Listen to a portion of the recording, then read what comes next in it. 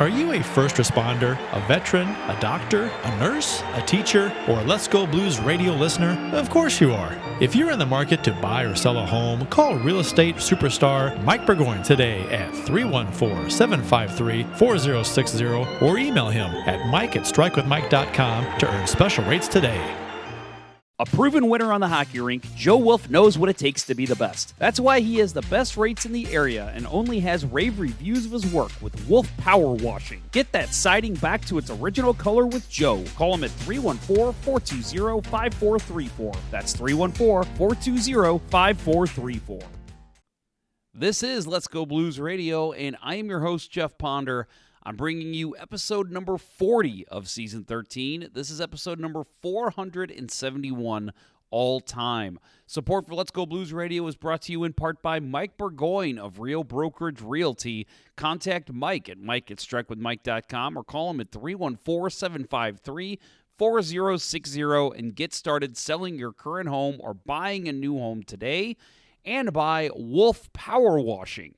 If you're in the St. Louis area and need the services of a professional power washer, Joe Wolf is your guy. Call him at 314-420-5434 and get the best prices in the area. On today's show, Bill Day is actually going to join me, and we'll discuss his first venture into playing ice hockey in almost 20 years. We've got video, and we'll discuss his saves, his mistakes, the goals he gave up, falling, everything in between. We've got it all on video. We're not going to show you the whole session. We'll show you the highlights, about 10 minutes or so of it, and we are going to discuss it while the video is going on. We're going to talk about what was going on in Bill's head, how tired he was, why he did what he did. Just a lot of fun that Bill and I have with this. I'm hoping it'll still be good for podcasts. I guess we'll find out for you. As we do with the Mystery Hockey Theater, I do think those turn out pretty good for the podcast. But with this, I don't know. I guess we'll find out. This was on, we did this on June 27th earlier this year. So a little under a month ago was Bill's first time on the rink. So again, if you're with podcasting and you get into it, and you're like, man, I kind of want to see what they're talking about. Remember, you can always check us out on YouTube and Facebook as well. Both of those will have the full video on there. So I do recommend things like this, where we kind of explain video, you at least check it out and just kind of see why we're talking about the things we're talking about. I think it probably makes it a little more fun, but I don't know. Again, I'm surprised. I've re-listened to the Mystery Hockey Theater episodes on podcast, and I think they actually turn out pretty good. You still kind of get a sense for what we're seeing. So maybe it'll be the same here today. We've never done a show like this, so I guess we'll find out. Real quick show announcement. Mentioned it a couple times already this summer, but the Stanley Ponder Cup Memorial Tournament player signups have begun. So again, that date and time, it is November 23rd, 2024. It starts at 11 o'clock, goes till about 10 o'clock at night. So 11 a.m. to about 10 p.m. It's at Midwest Sport Hockey in Baldwin. Remember, this is a roller hockey tournament. It is individual signups.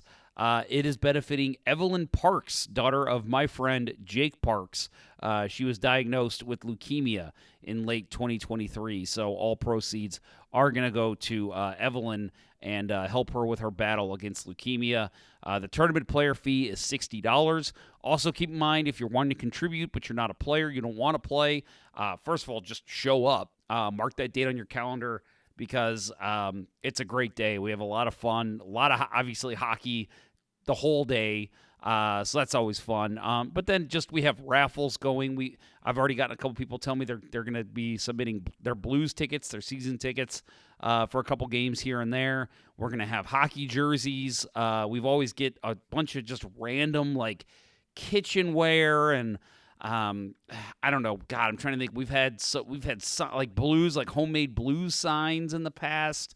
There's a ton of stuff that we get for this. So if you're interested, and also if you're possibly wanting to contribute, if you've got something that you want to raffle off, we would love to have it. We've actually we had a listener of the show give us a Marco Scandella signed stick. Well, it was a used stick, and luckily the Blues were cool enough to let me drop it off and have Marco sign it for us. But yeah, we've had some really cool stuff over the years. So if you're wanting to donate to that, or if you're just wanting to participate, remember that date again, November 23rd. Get in touch with me if you're at all interested in helping us out. We've got referees, but we always need people selling raffle tickets and stuff too. So we're always looking for help if you're interested. But again, that date, November 23rd, 2024, starts at about 11 o'clock a.m. and goes to about 10 p.m.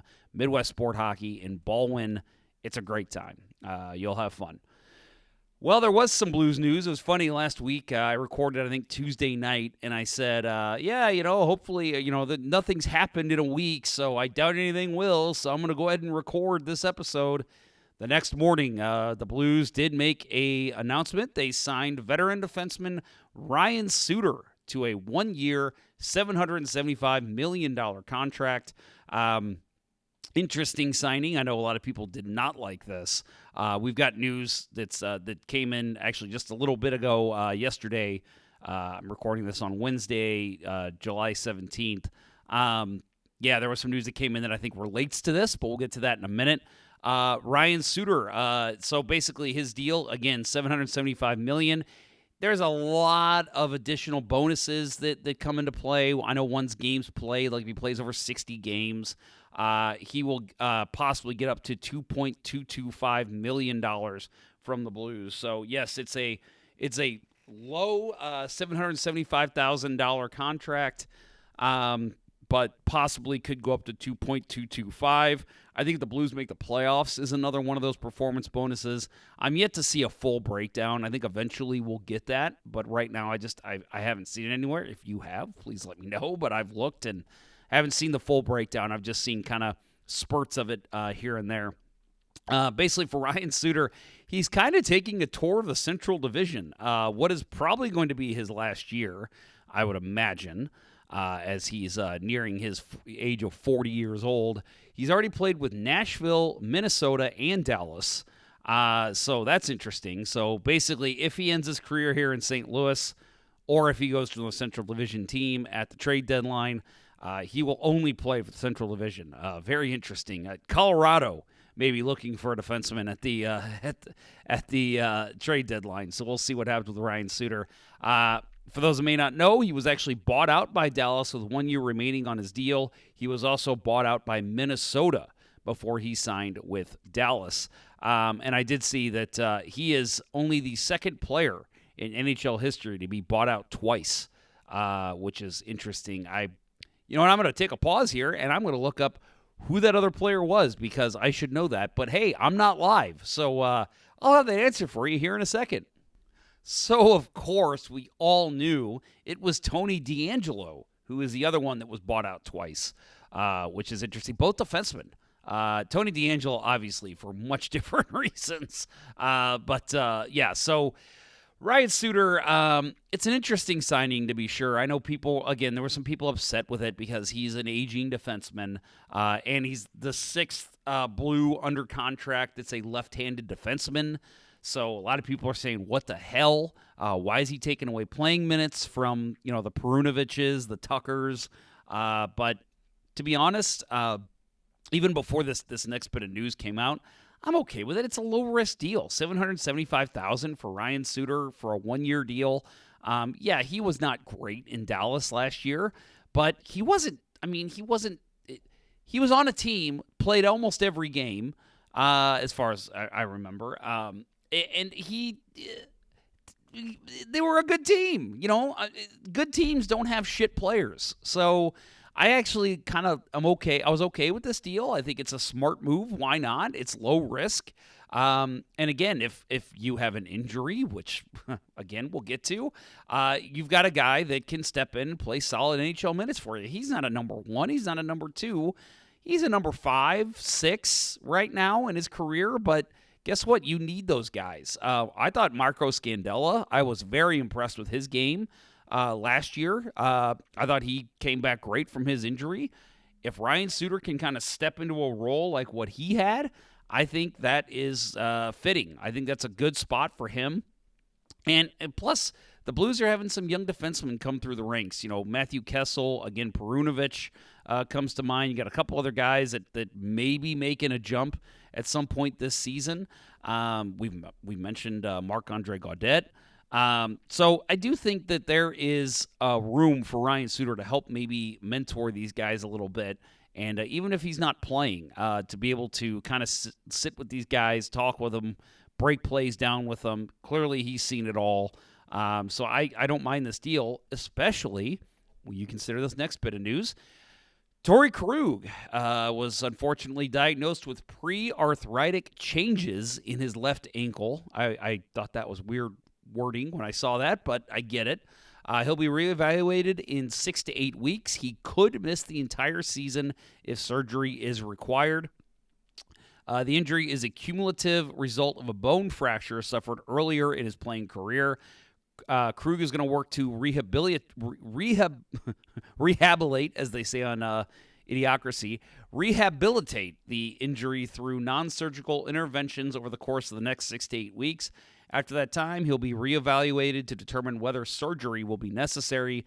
Krug is officially considered to be out indefinitely, and if surgery is required, he will be unavailable for the entirety of the 24-25 season. I will tell you, as someone who struggles with arthritis myself, it's not easy to come back from. It's not, and you're having issues to where it's keeping you out, and clearly this is a situation where I'm a beer league player. This guy is an NHL player. This arthritis doesn't just go away. He's going to struggle with this the rest of his career, likely, rest of his life, really. It's just a matter of making it improve and basically to where he can function as a hockey player again. I said on Twitter, I'm totally speculating. I have no inside knowledge, but, you think about the implications of arthritis. This could potentially be a career stopper if it's not managed well. So then again, any injury is, but I think that this is specifically with his age. It's not a good thing for Krug. I know he's probably very upset about it. Say what you want about Torey Krug. He is a gamer. He loves the game of hockey. It's clear. I thought he made a huge step up this past year. I thought this was his best year as a Blue.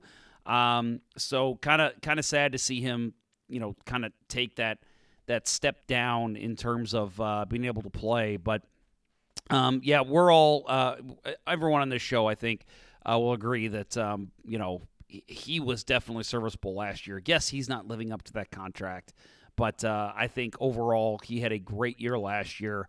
For him, a great year comparatively speaking to what we've seen from him in the past.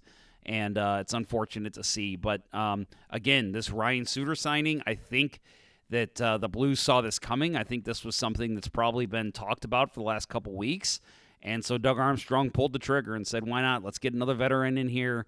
At the very least, he is there to mentor players, but I think he's a guy that can eat up some minutes too.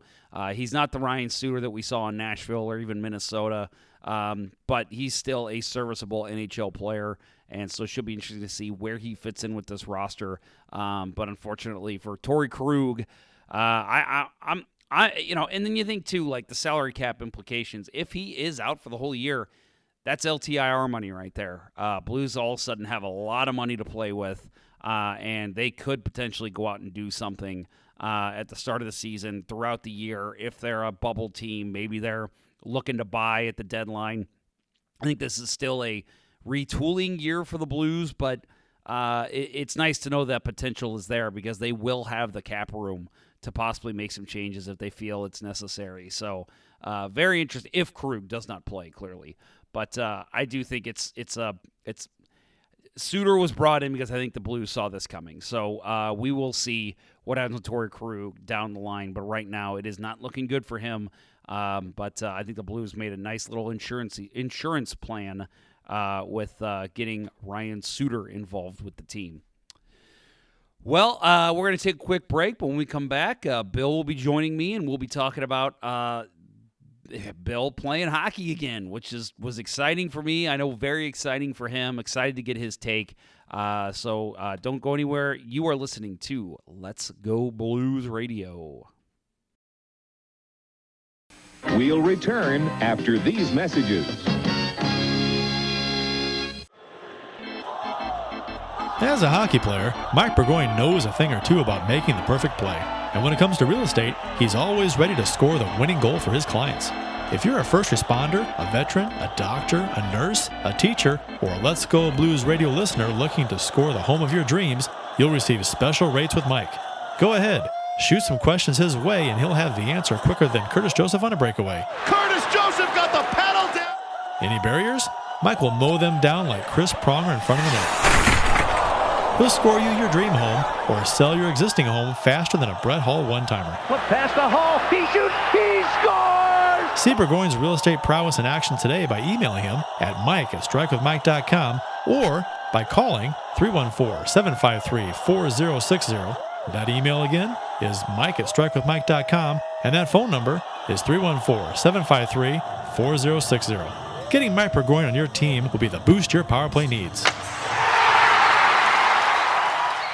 Well, honey, I just priced the power washing for the house, and I think we should just move and condemn this place. It'll be cheaper. Did you try Wolf Power Washing? Who? Oh, I just saw this guy win the Stanley Ponder Cup Memorial Tournament and thought he was attractive, so I looked him up on social media, and it turns out he's the owner and proprietor of Wolf Power Washing. He claims he has the best prices in town. But does he use non-flammable, non-toxic chemicals that are safe for Wolfie and our son, little Magnus? Yes, he ensures there'll be no residue left behind, and he doesn't use any volatile vapors. Well, this fella sounds like a dream. I just wish I knew how to contact him. Oh, I know how. You can reach him at 314-420-5434. 314-420-5434, and his name is Joe Wolf of Wolf Power Washing? That's right. But how did you know his number so quickly? I'll never tell. Wait, what? That's Wolf Power Washing at 314-420-5434. And make sure to tell him Let's Go Blues Radio sent you. And now, back to Let's Go Blues Radio, the longest running St. Louis Blues podcast with Price, Ponder, and Day.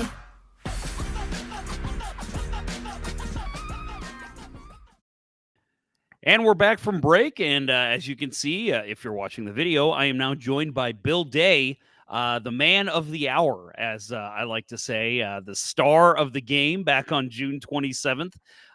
Bill, we'll get into some video here in a minute, but thanks for rejoining your own show, as I like to say, and I'm excited to talk about some of your hockey with you for the first time. Yeah, excited to talk about it and, actually, feel like a guest on the show and instead of third wheel. So awesome. You're never the third wheel. Kurt's the third wheel. Come on. Yeah, lately. Yeah, I'll say lately it's been the Jeff and Bill show. So for sure, Kurt's the third wheel. I like that much better. I think other people probably do too. So actually, before we get into it, Bill and I we're actually recording this on Wednesday the 17th, and it's just before the St. Louis City faces off against Seattle. So I was like, hey, I'm gonna have a beer for the game. Might as well have a beer for the show. And I think Bill is thinking the same thing. So we actually have beers of the episode. Real quick, let's run through it. Bill, what's your beer of the show? Yeah, so just going nice and easy summer drinking, all day IPA from Founders. So Always a good one. Yeah, there was a short-lived nickname for me when I played softball in the work league. And it was all day, every day, Bill Day. I played shortstop, and so this would be my official beer of both tonight's show and when I played softball. Well, there you go. Works perfect. So I am sporting tonight. Let's hold up this instead. No surprise here. If you listen to the summer shows, Schlafly Summer Lager for me. Just, again, one of the best beers there is to have for summer. And again, I know I say it all the time. Mow the lawn on a Saturday, have a summer lager right after. There's nothing like it.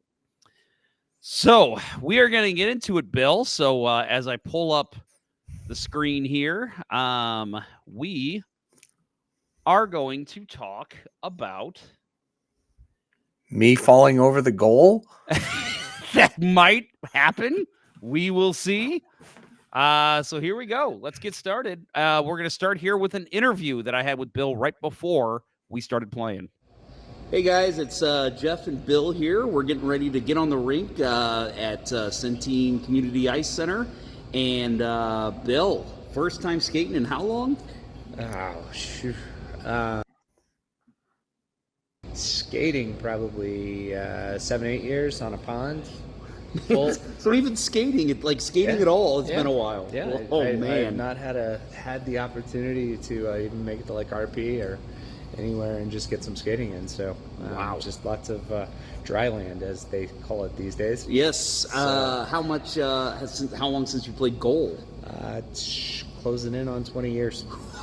Oh man, this is gonna be awesome. Yeah, I'm looking forward to it. Bill, we're gonna be skating tonight for about an hour, so we'll see how you do. But looking forward to some 2-pad stacks, some Statues of Liberties. I'll have to figure out how to manipulate the new equipment to even do anything like that.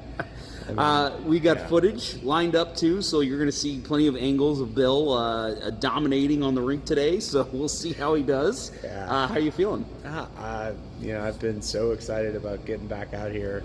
Just today was, just kind of went by in a hurry. I had to keep making sure I'm like, all right, I've got everything ready to go. And told work, Today's hockey day. Today's hockey day. I'm done before 5 o'clock for once, and ate dinner before 5:30. That's like never happens in my life. That's pretty nice. Yeah. That's what old people do, right? Yeah. And my son, apparently, he likes to eat at about 4:30. So I won't call it supper. I think that's when you cross over into old person territory. That is true. So, all right, cool, man. Well, we've got 2 years. Yeah, that's right. You got 2 years left. Well, we're going to get out on the rink, and we're going to see how Bill does. But, looking forward to it, bud. I've never been on the rink with you before, ice rinks, so this will be fun. Yep, it'll be an adventure, and hopefully I can be more in the 3/4 of a goalie than half a goalie that I told you I'd be. Yeah, we'll see. So, All right, here we go. All right, here we go. So we are starting here, and Bill, we're going to have to work through some of these early or very quickly. I know that we're not going to be able to touch on everything that happens here, but this is actually your first shot against here. Guy came in all alone, and he kind of lost the puck there, but you held the crease good there. I gave him nothing, and that is Chris Schmieder, the guy that I brought along or invited to the skate. So super happy to make my first save on the guy that I played with the most. Yeah, and there's Bill handling the puck well. I wanted to get that one in there. We got. Yeah, I mean, how comfortable were you handling the puck? Not at all. That's like the worst part of my game. Well, you grew up at a time where they didn't really teach you to handle the puck as a goalie. Yeah, no, we didn't learn a lot of puck handling, and the last competitive game. Let's not forget the suck it Bill that you just heard there. That was by me because we just scored our first goal on you for the night. Yeah. So yeah, my problem I had, start from here, right. So terrible form. That's not how the modern game's played, right? Once the puck gets down to the hash marks, you got to be down on the ice and cutting off that corner. Don't watch this part. Here's Bill falling over the net. Oh, God. That's Bill not skating often and basically forgetting where you need to go once you're going behind the net and coming back. And it's the net's fault. The first replay you could see I knocked it. I gave it a slap. So the speed leaves a lot to be desired, but this is actually a really nice toe save by me, which they don't teach that anymore. So when I saw your form on this save here, because it's a pass across, it's in the air, it gets chopped down, and one of the white team guys, because you were on the dark team, he slid across, he made the save with the toe, and I thought, man, that is an old school, that's a Ken Dryden save right there. Yeah, that's it goes back to the Don Simmons hockey tapes I used to watch back in the 80s. And here's a breakaway you had against you, and you made the save. He tried to go 5-hole. My buddy Mason Maccabee there on my force team on NH&A tries to go 5-hole on you, and you closed the pads real nice there, and then you covered up. Yeah, that was as textbook as you're going to see from me in this game. Right? That I knew had a pretty good idea what he was going to do, and just took down the lower part of the ice. And Yeah, it was nice. And Yeah. we did have a goal here. It was off a giveaway, actually, so hard Yeah. for you to read that. Puck goes into the corner, and it gets slid in front, and it goes right to, again, my buddy Mason, and he comes Yeah. in backhand all alone, beat you. Yeah, he waited me out. I tried to stay with him, but fell too early and got across. But hey, Now, this save I love. Yeah, the old school classic glove save. This is what will keep me coming back for more. Even Yes, though the shot when I was first saw this probably on the like 15 replay, miles per hour, but yeah, it was not a hard I made shot. it look good. But still, when I saw the replay of this and I saw that save, I'm like, that's a beauty. That's what glove saves look like. Yeah, And we do have another goal. We have another goal here, and we've got just a choppy play right there in front that's hard for you to read, I'm sure. Yeah, hard to read, and I was deep in the net. I really struggled with anything down low at first, especially like no vision, and that's why it's so key to to start from the ice up.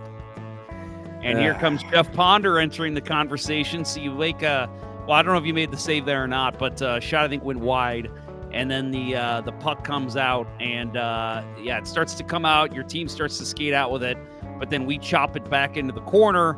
I'm all alone down there. I hustle in. I come in, and yes, folks, one-handed.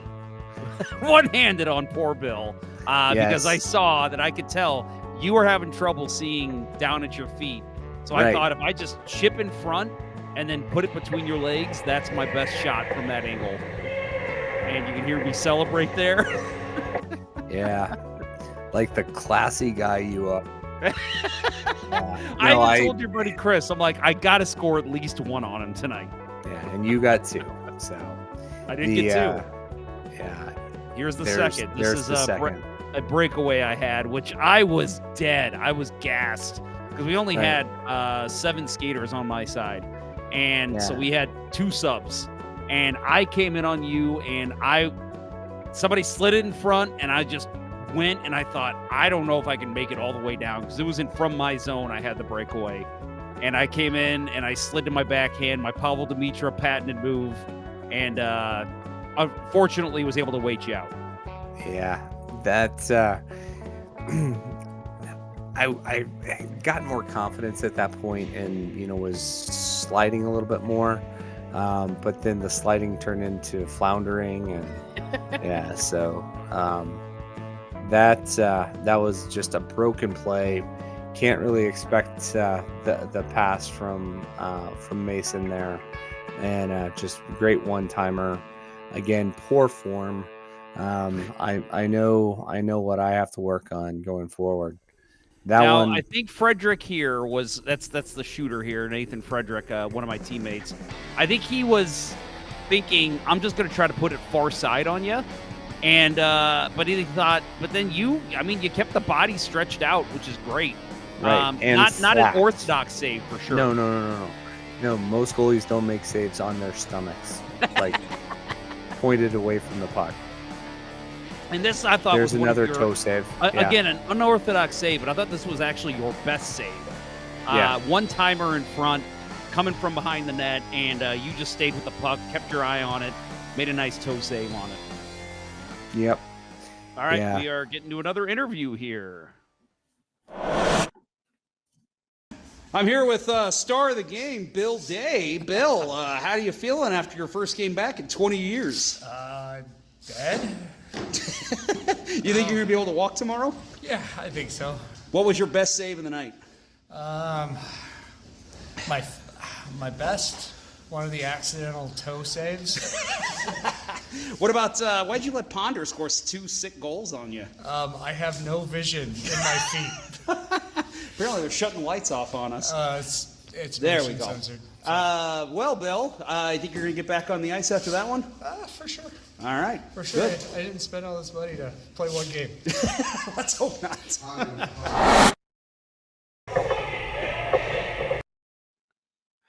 All right, there we go. Bill, again, I know not exactly the a couple very unorthodox saves. Right. But I thought again, I thought you did a real good job, honestly, for your first time in almost 20 years. Yeah, I mean, I started off, just wanting to survive. Like I was dead after warm-ups, right? That was the second time I had put the gear on. The first time was in my garage. I had to take a nap after. So, right, that was difficult in itself. So, like I said, I've been doing some dry land and running a whole bunch and getting my cardio in. But it's nothing. Once you get out there and you're making moves and using muscles you haven't used in 20 years, it's difficult.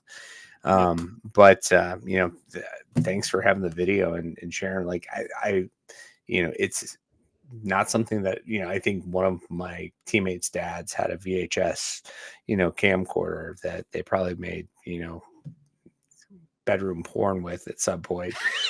That was the only cameras that were ever at the games when I was playing as a kid. Right. And, we just, so I never really got to see myself play a whole lot. So just those clips there, probably the most I've ever watched myself play. And I've already been able to look at like, okay, what do I need to do to actually play this game again? And have some ideas. So got some time off in the next 2 weeks and try to get up to RP for some stick and puck sessions and work on my skating and down low play. So yeah, no, and so I'll say too, for the footage, I set that up. One of them was my phone, actually, the further away view. The other one was my GoPro.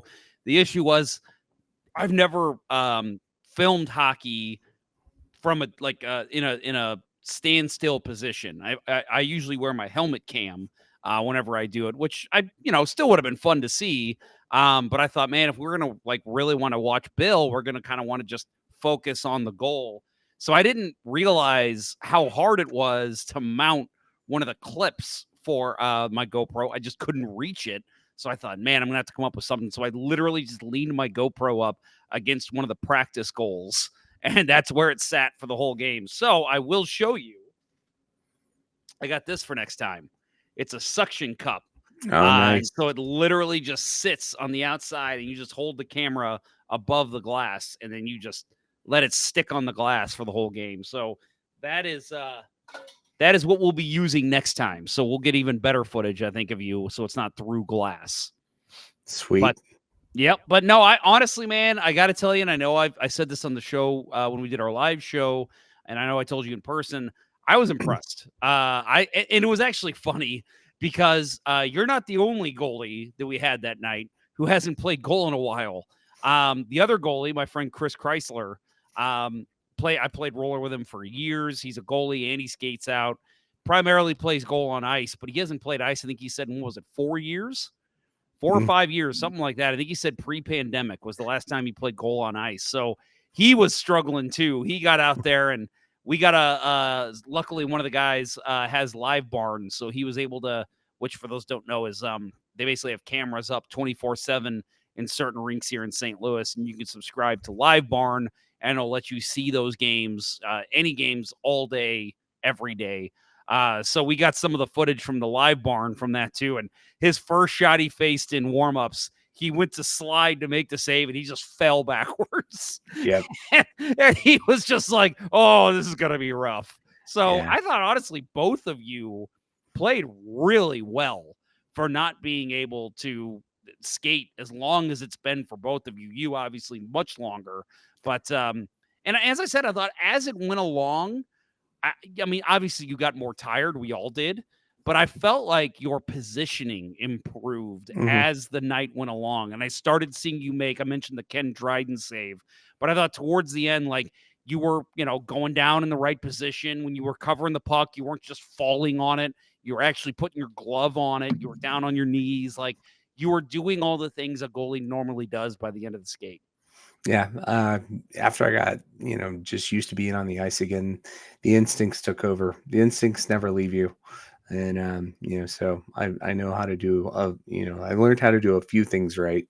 Not enough, obviously, since didn't go pro with it. But yeah, I will say, though, having reflected on it, The thing that came back the quickest and the thing that I use the most is, something that you probably couldn't pick up a whole lot on, making saves with the butt end of my stick. I made 3 of them in the first 20 minutes of the game. Like, Damn. yeah, because I apparently have always given upper blocker, and people have seen it and gone for it. And I have this really weird ability to time it just right to knock the puck down. So Yeah, I'll admit, because I was shooting on you all night. I'll admit, when I was shooting on you, I was purposely trying to go 5-hole, with the exception of that breakaway. Just because I was like, not because I wanted to score on you. I mean, obviously I had to score on you at least once, but right. I was wanting to shoot at your 5-hole because I know for a goalie who hasn't played in a while, that's probably a pretty easy spot for somebody to score on you. So I thought if I keep shooting 5-hole, he's going to learn to make sure to close those legs and not give that to the shooter. And by the end of the night, I noticed you were closing up that 5-hole. I mentioned the breakaway you had against my buddy Mason. You closed the 5-hole on him, and because it was there. I remember I was watching from pretty much the red line, and I saw the 5-hole, and I even thought, because I know Mason, I played with him since 2007. I'm like, this dude is going to go 5-hole, and Bill's going to feel stupid because it's going to go right through his legs. But you closed it just like a goalie would. Goalies love to show it and then close it. Oh, yeah. And you did that perfectly. Yep. I knew what I was doing there. That may have been like the first moment that I think the instincts were back, right? Yeah. Get out there, get the angle. Obviously, that there was probably some, I guess, almost like beginner's luck getting back out there and only having the one incident of falling over the net and, that kind of thing. But, I certainly like I feel like I know there are things I can do to work on it, both on and off the ice. And, as, as the summer, progresses, looking to have more and more free time, and hopefully get myself to a point that, I can get into a regular game come the fall. So. Yeah, there's options out there for you and for goalies who may be interested that don't know. Maybe you moved to St. Louis recently, or you're just picking it up. There's plenty of options. I know my league, H&A, Hockey North America, they have a whole sub list for goalies. So like if a team needs a goalie, they can just literally, they'll email every single goalie in the area and say, hey, this team needs a goalie on this night. So there's always options for goalies out there. So, so I know for you, that's part of what you're kind of looking for, to have that confidence to be able to say, all right, put me on a list. Somebody needs me and I'm available. I'll play. And, and there is, I mean, even for me as a skater, a couple years ago, I might've talked about it on the show. I'm not sure, but, back in like when was that? 2016, 2017, somewhere in there. I hadn't played ice myself since high school. 2004 was the last time I played ice hockey. I just switched to roller because it was cheaper. And I was like, it's cheaper. But then as I became an adult, I was like, I want to get back into ice hockey. I can afford it now.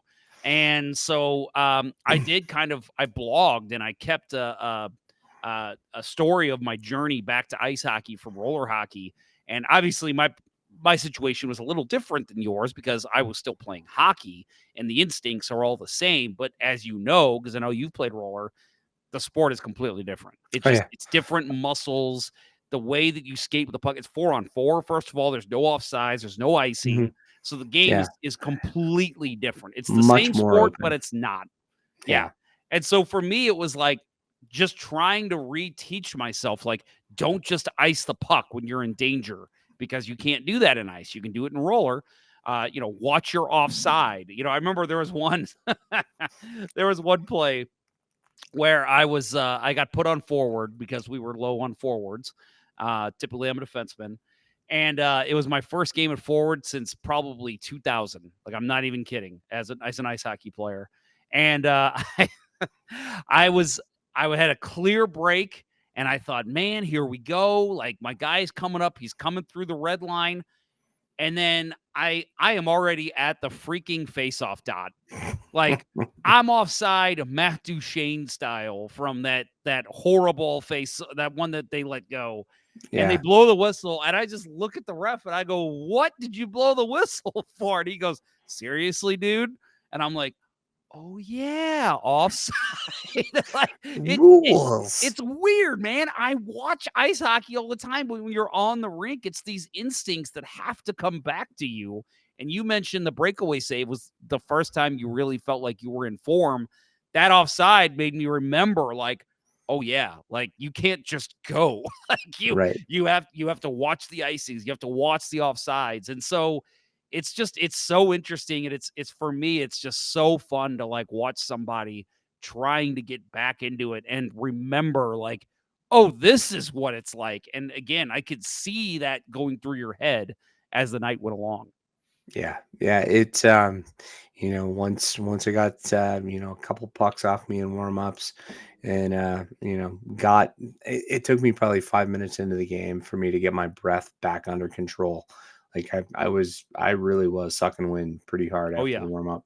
And then I think I joked that I was playing a hybrid stand-up style, where I would occasionally fall down. And that's kind of what the first 15 minutes felt like. But then, instincts kicked in, muscle memory. Some of them muscles were like, you forgot we existed, and definitely told me that 2 days later.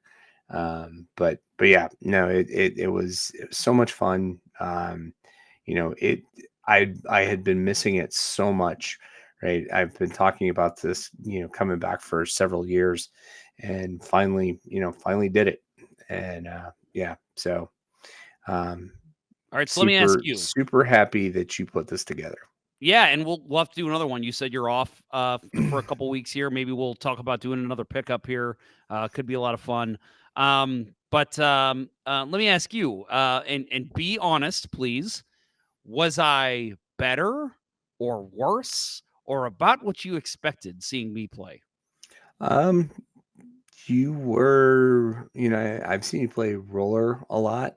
And so, I was kind of expecting more of a roller hockey player, but no, you beat my expectations. I'll tell you that. I'll take it. Yeah, it's funny. One of my favorite things was when I've got a lot of buddies now that I've converted from. They used to, like me, they used to play ice, moved to roller, and then now I'm like, hey, come play on my ice team. And so it's funny because I have a friend, Mick Adams.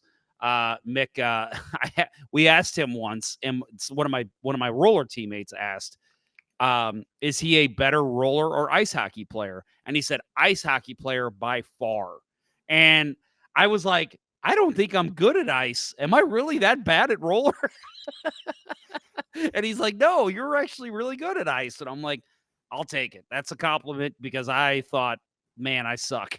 But hey, that's always nice to hear. I'm sure it's the same for you. And because I know I wasn't the only one. I don't know if your buddy told you anything, but a lot of the guys that night were like, Bill was a lot better than we were expecting. Yeah, yeah. Chris said that. Few people said it, and definitely made me feel good. Didn't completely feel like charity.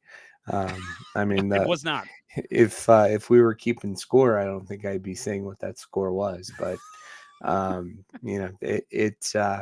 it was just super awesome to get back out there. And I anytime I would walk into a rink, even to go watch somebody else play or whatever, like that nostalgia. As soon as you walk in, you feel the cold, you smell the wet rubber that you walk across to get onto the ice. You smell all that. It's like, oh, that's my childhood coming, flooding back. And it felt just really great to be out there. Obviously, couldn't be in good form because of the 20 years off, but it's the instincts are still there. I would like to give it a go for a year or two and see where I can get with it. So Maybe We'll, you'll make the oldest backup goalie in NHL history. Who knows? probably not, but Probably not. yeah. I mean Um, that was always my dream as a kid, right? Is go to the Blues game and hey, all the goalies are injured. Is there a goalie in the house? yeah, Yeah. David Ayers, baby. Yeah. Played him in Pucktoku today, by the So way. did I. I'm not I'm not done yet. I still have 2 I'm left. not either.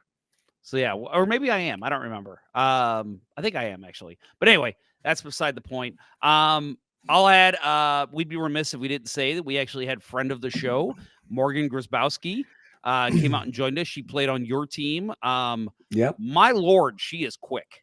Yeah. She was every time she'd skated on me one-on-one. I'm like, oh, please just lose the puck. Yeah. I'm like, you're gonna walk me. She Yeah. is very quick and she has very good hands. Yeah, no, she and her sister were like, they were godsends to me. It would take me, several minutes to catch my breath after a flurry of action down in my end, and they would take the puck and just keep possession, dance around, 4 or 5 times around the zone on the other side, allow me to get myself back together. And they're super talented, and Yep. yeah, that was fun. They were, awesome to watch, awesome to play against, and yeah, so much fun. I'm drawing a blank on the episode number, but if you haven't seen it, we had Morgan on for she's one of the founders of Alabama women's hockey. An incredible, inspiring story for anyone who is interested in basically somebody just saying, let's start a hockey team for our university. That's what she did. They were fantastic too. So again, check out that episode. It was earlier this summer. I interviewed them, but she came on the rink with us. She brought her sister Hannah, who I believe plays for the Lady Cyclones. Great organization here in St. Louis. Again, friends of the show. We've had their coach on before. But yeah, so they would cycle. Those two were just they were like gophers in the neutrals or in the offensive zone. They would pressure us, take the puck from us, and then they would just cycle. And it was just okay, you two have too much energy. And again, we're all in our 30s and 40s. These girls are, I believe, 20 and 17 or whatever. And I'm like, okay, it's clear you have the energy. We don't. But yeah, they were, and they were fun to watch too, because they would, you could tell those two play together a lot, and they were just cycling in our zone. We didn't get that on footage because we didn't have any goals, which actually Chris Chrysler, the other goalie, did thank me. He said, thank you for not having a camera on me. And I was like, yeah, I was like, this isn't about you. This one's about Bill, but sure. So, but no, it was a lot of fun, a fun skate, and we will definitely have to do it again and get you back out on the ice for it. Yep, looking forward to it. Yep, we'll get Kurt. We got to get that asshole out there. It's going to happen. Yeah, we just got to pry the pickleball paddle out of his hand. Might have to surgically remove it. That's true. That's true. All right, Bill, thanks for joining me for this little trip down memory lane, and we will continue Bill's journey back into the net throughout the summer. We'll at least have a couple more episodes dedicated to this, but Bill, awesome being on the rink with you for the first time as long as we've been friends, and again, very proud of my friend doing such a good job and putting the work in to be able to play, because that is not an easy position to play. So congrats to you for hitting that first milestone. Thanks. It means a lot to me. And yeah, looking forward to a few more games. Well, I again want to thank Bill for coming back on over the summer and for kind of letting us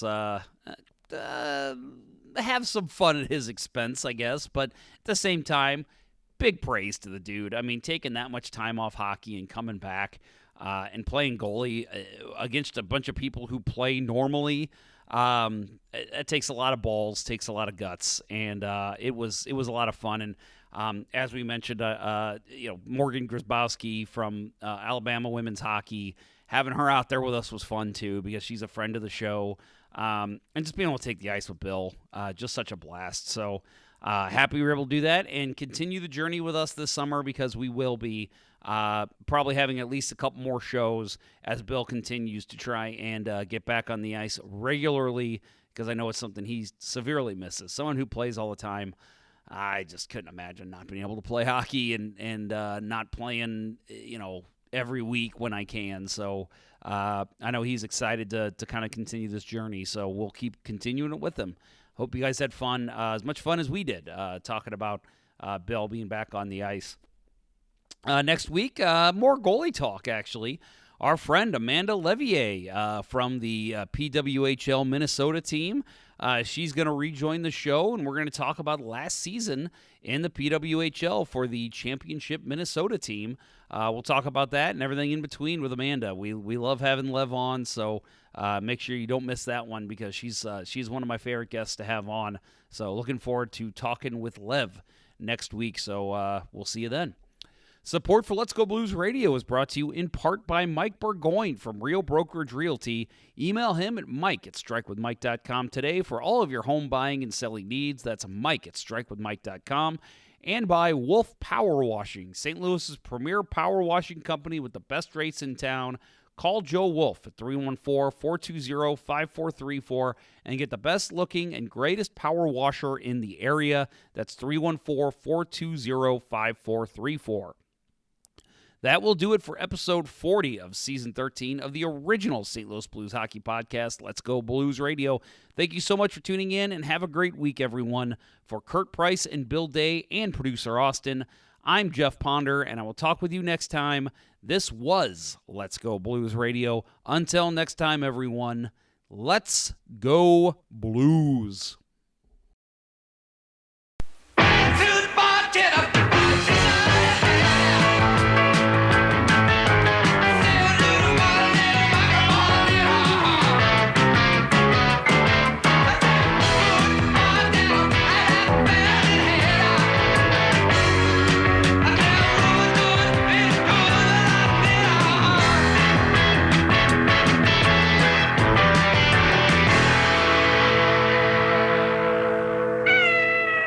Sit, Ubu, sit. Good dog.